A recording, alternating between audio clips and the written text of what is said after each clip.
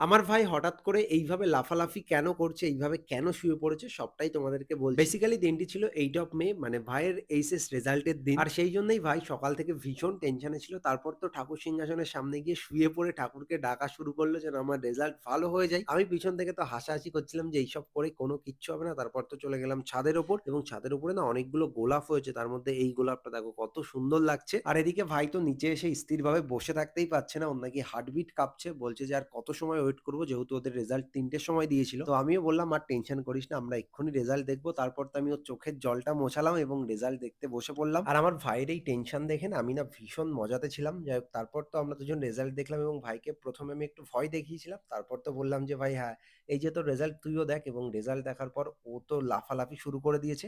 এক্ষুনি ঘরে গিয়ে তো ঠাকুর সিংহাসনের সামনে আবারও প্রণাম করবে। যাই হোক তোমরা যদি জানতে চাও আমার ভাই এইচএস এ কত পেয়েছে তাহলে অবশ্যই আমার ব্লগ চ্যানেল ফলো করতে পারো। লিঙ্ক ডেসক্রিপশনে আছে।